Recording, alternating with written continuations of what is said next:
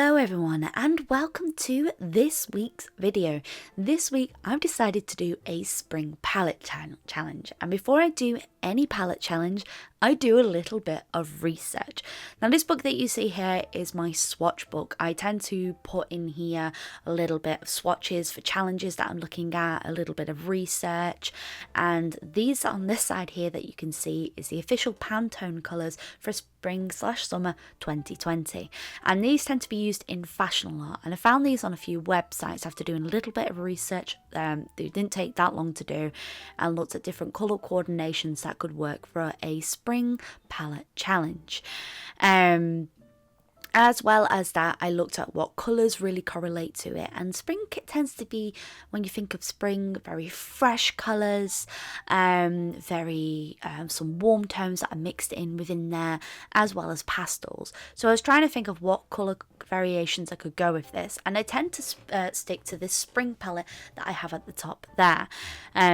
Also, I had these curved wooden panels, and I thought they would be absolutely perfect to do some portraits with, as well as try out some mediums that I would not normally work with. So here you can see me testing in the sketchbook for sort of ideas that I had. I really wanted to do a spring bunny and then do like a spring elf and girl to match, and think of the colours that I was using. I have the pastel set of Poscas. I do not have many Poscas in any way, shape or form. In fact, I have a total of 12 Poscas. I do not have the entire collection. I bought the pastels a long time ago to try out when it was the surgence of Poscas, to get my general feelings of it, and I barely used them, as well as using gouache in this as well. For the full list of equipment, as always, I will list them down below so that you can totally check them out. The links in the bio are Amazon affiliate links as well. So if you're interested in checking them out and getting some of this stuff for yourself, feel free to. So the first thing I did was I sketched out my piece. I did it very lightly with graphite pencil and then built on top with the coloured pencils. I knew with this piece in particular we weren't going for very harsh lines. We wanted to avoid using black as much as possible. The deepest colour I ended up using was a purple, and that was my strongest colour, mixed in with a little bit of red to get in my deepest colour range there, as well as a very deep green. I really wanted to have this very soft feel overall for the piece, so I wanted to avoid using very dark colours. So the first thing I did was I blocked coloured with the Poscas. Poscas are interesting pens. They're really good for graphic work, and they can be used in many different ways. I am no way skilled in any way, shape or form with them, but my experience with them has been very little. So what I wanted to do was block my colours down using the Poscas, and then build on top texture using the gouache, using definitely a different style to what I normally do. Now just colour blocking this and doing it with no lines can be considered a challenge within itself, but right now we're just concentrating on the palette. So what I used was sky blue, a very light spring coloured green, a deeper toned green, almost like an emerald green in a sense, a deep toned purple. This is for crocus flowers that you see during the spring period. I used an orange, a little bit of red. I did not want to use a lot of red in this palette, and of course some peach tones and some light pinks as well. I really wanted the feeling of spring, so if you are interested in doing this challenge, feel free to do this yourself. I would love to see what you do with the same palette. So essentially using a sky blue, a bright yellow, an orange,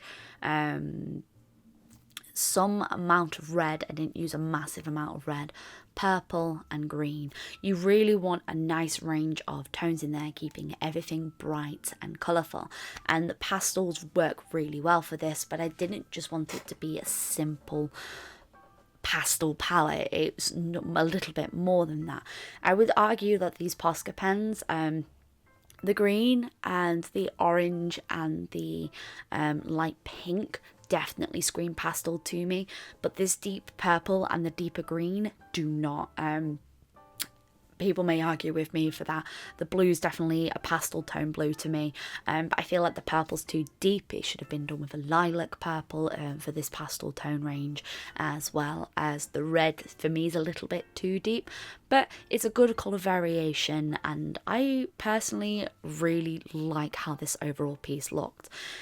The challenge when it comes to palettes that you are limiting yourself to is, of course, the idea that you want to stray outside of that colour.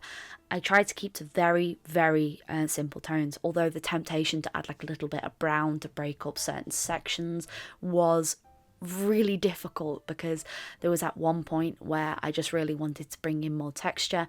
In particular, with the bunny, I really wanted to bring in more texture with his fur. So what I did a lot of mixtures of tones. There's a little springy boy.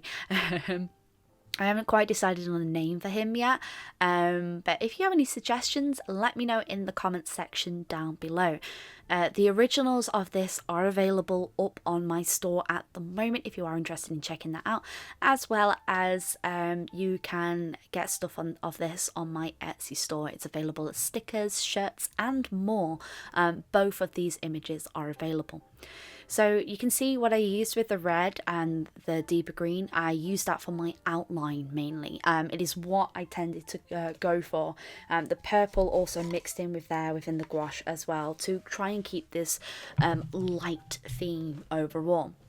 Spring is full of colour, and when we're thinking of a spring palette, I immediately think of yellows and greens and like soft pinks and soft purples.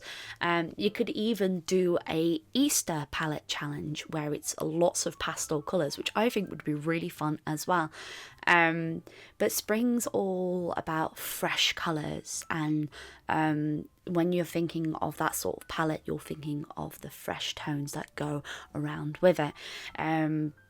Spring can mean different things to different people, and this palette challenge for me was just an awful lot of fun, because I really miss drawing daffodils. These daffodils are not great, but I love drawing daffodils to pieces, and it's like used to be one of my favourite flowers. I used to go and draw and study all the time, because I really like the combination of yellows and greens, and then the different tones of daffodils that you can get as well, because you can even get some orange daffodils which look really cute. I don't know, I just really like flowers, don't judge me. It has been a while since I last did a palette challenge, and for those wondering what the benefits are when it comes to palette challenges, although to some colour may not be a challenge, colour is something that I always have struggled with. When I was growing up as a teenager, like pretty much it would be the one thing I was terrified of. I didn't have a massive amount of supplies growing up, and the stuff that I did had was very, very limited, and I was always afraid to use colour and to branch out with colour.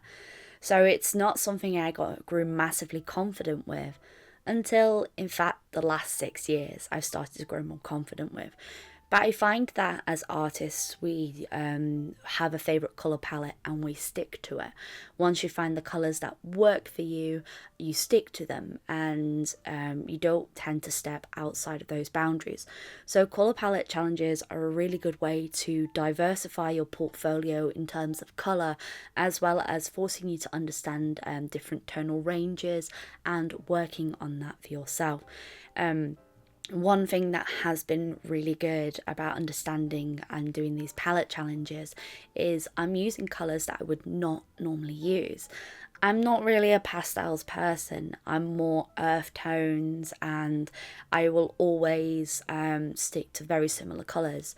So when it comes to these palette challenges, it gives me an understanding of colour, as well as forcing me to use equipment that I would not normally do. I would not normally use Poscas. I would not normally use gouache. These are very new pieces of equipment to me, and I never thought of drawing on wood. It's not something I would normally do, but if I'm honest, I've had so much fun stepping out of my boundaries, especially last year when I forced myself to work on a lot of things that I would not normally do, that it honestly is a lot of fun. It's kind of one of those with palette challenges. They used to be such a huge thing in like 2014, where you would there was palette challenges all across DeviantArt, and it would be something that you would challenge yourself to do with digital art. And the good thing is with these palette challenges, whether or not you are doing it digitally or traditionally, it's a fantastic way of stepping out of your boundaries. So I do highly, highly recommend it to anyone. If you're going to do a spring palette challenge, you're going to want a blue, orange, yellow, maybe a little bit of red, purple, and green. They're your colours, limiting, no black. If you can do that, and if you are taking part in the challenge, please tag me on Instagram or Twitter, or even share links down below to your amazing work. Check out the Discord. We tend to do challenges like this all the time on Discord, which is fantastic. I know we're all gearing up for Mermaid at the moment on there, so it's kind of exciting to see where people are going to do their challenges and what they're going to do with it. I think throughout April, we're going to work on a prompt list for Mermaid. So if you're interested in joining the Discord, there is a link down below. Also, this is a video suggestion thanks to the patrons. One of the patrons decided to ask me like for future videos, and this was one of the ideas. So I have to thank my Patreons for this. If you're interested in checking it out, there is links down below as well. There's links to pretty much everything down below.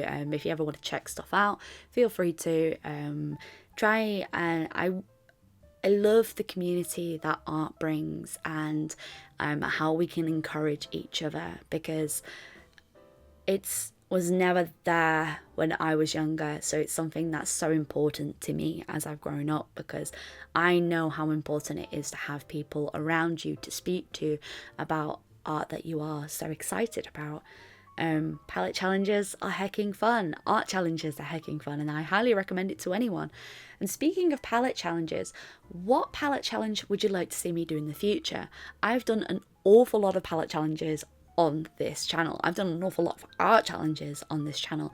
Maybe we step back in time and revisit the primary colour challenge, the secondary colour, and the tertiary. Maybe seeing how far we've come and come to understand like how blending works and stuff like that. Because every time you draw, you learn, and it's such a fantastic thing to be able to do. There's not much I can say about this girl piece in particular. I knew with the colours that I was working with, I was very limited to what I could do. And I just really wanted to draw a really cute daffodil themed girl. Maybe her name is Daffy, I don't know. I really like how this piece turned out. There would be things that I would go back and fix. I think that red tone I ended up using at the bottom, although it ties in the red that's used within her skin to warm up her skin tone, as well as the daffodils, I think it's too distracting from the overall illustration. But then when I was looking at it, I already had the blue there, which ties in with the other illustration. The daffodils tie in with the other illustration, and I already had the purple, and it's kind of one of those. It was the only colour that I had that wasn't going to clash. Maybe if she wasn't holding a daffodil, we could have put her in a yellow dress and have no hands there. But I really wanted her to be holding like a daffodil, just to connect it again with the other piece. The thing I really did struggle with was the hair blending. Normally I tend to go with darker tones with hair when it comes to building up shape. So what I did was had the purple as the darkest tone, and then built up with pinks, using both the Poscas and using the gouache as well, to really build up the layers and try and get the tone range that I wanted. But I think it's because of this is a very cool palette. There isn't very many warm tones in there. The warmest tone you've got is the pink and the red, and I didn't want too many warm tones in there to oversaturate the illustration. So it's quite difficult because these colours are quite cool to really build up on there. So it was an interesting challenge. I think I struggled a lot more with the girl than I did the bunny. The bunny, definitely I had a cohesive idea, whereas with the girl I really didn't. It was just fun to wing it and have a little bit of fun and just really try different things that I would not normally do. In the end, I decided to add a little bit more leaves at the bottom and add some daffodils, as if she's like crouching down in the field of daffodils. I don't think it really added to the illustration. I think it overcrowded it a little bit, but I just felt that there was something missing. Maybe I should have just had her had her portrait out with just surrounded by daffodils. Maybe that would have worked out better. But, you know, I tried it, I enjoyed it, and like I said, the rest is history. So here is the few final looks of both illustrations. Like I said, both of these are available up on the store, as well as if you're after prints or other merchandise, up on the Redbubble as well. They both have been sealed with some sealant to protect the colours, but overall I'm really happy with how both of them turned out. I really would like to do some more painting with these in the future. I'm starting to really like gouache for certain reasons. It's a lot more manageable than acrylic, and a lot more fun, and I think with the Poscas it just worked really well. So I hope you guys have enjoyed this video. Be sure to tag me in your spring palette challenge, and I hope you all have a wonderful week, and as always folks, stay creative.